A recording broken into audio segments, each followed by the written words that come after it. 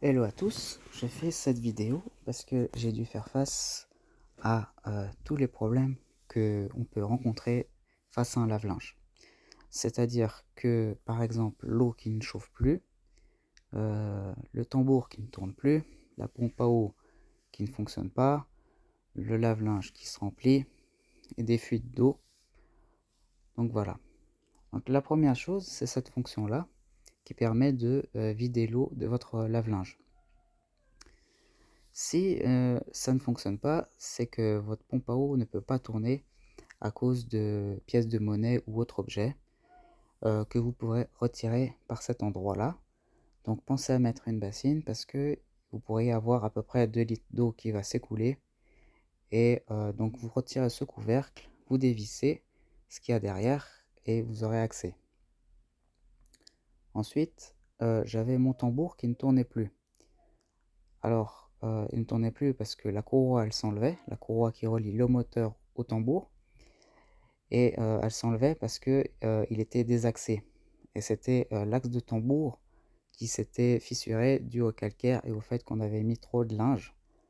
Donc dans une de mes vidéos précédentes, j'ai remplacé l'axe de tambour, et ensuite, voilà, c'était bon. Maintenant, j'ai eu des fuites d'eau après ça.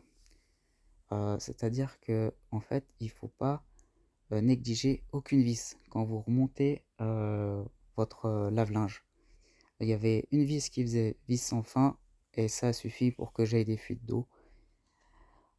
Pensez à mettre de la graisse ou de l'huile sur le joint, de bien nettoyer la rainure et de négliger aucune vis. Et il y a deux petits trous au cas où ça vous ferait la même chose. C'est-à-dire que vous pouvez, si ça fait vis sans fin, vous pouvez toujours la mettre dans le trou juste à côté et vous éviterez des fuites d'eau. Maintenant, l'eau qui ne chauffe plus. Ça ne chauffe plus, ça j'avais tout mesuré, j'avais tout qui était correct, mais je sais pas pourquoi ça ne chauffait plus. Il a suffi que je fasse tourner une machine à 95 degrés pour que ça chauffe à nouveau quand je remets à 60 degrés. C'est là que se trouve la résistance en fait qui va dans la machine pour chauffer l'eau. Un autre problème que j'ai eu, c'est mon lave-linge qui se remplissait d'eau petit à petit. Alors c'était dû au fait que ce tuyau-là ne montait pas assez haut et que mon, mon lavabo était partiellement bouché. Alors avec la ventouse, ça suffisait pas à le déboucher. Donc pour le déboucher, vous prenez cette pince-là, vous dévissez ici, ici et ici. Ensuite, ce tube-là, il s'emboîte dans un autre tube qui est dans le mur grâce à un joint. Et donc c'est pas difficile ou compliqué.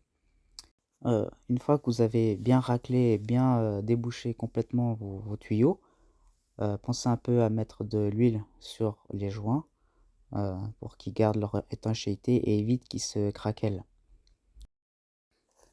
Maintenant, si vous voulez raccorder, que vous n'avez pas ce robinet-là et que vous voulez raccorder votre lave-linge, eh ben, il va falloir le raccorder sur l'eau froide. Donc là, je vous montre sur l'eau chaude comment couper l'eau. Il suffit de visser là où j'ai mis mon doigt et vous pouvez ouvrir votre robinet pour vous rassurer que l'eau ne s'écoule plus et être tranquille pour raccorder votre robinet euh, histoire d'installer votre lave-linge. Donc c'était tout pour la vidéo. J'espère que elle sera utile et que voilà, elle vous fera au moins gagner le temps que j'ai perdu à faire tout ça.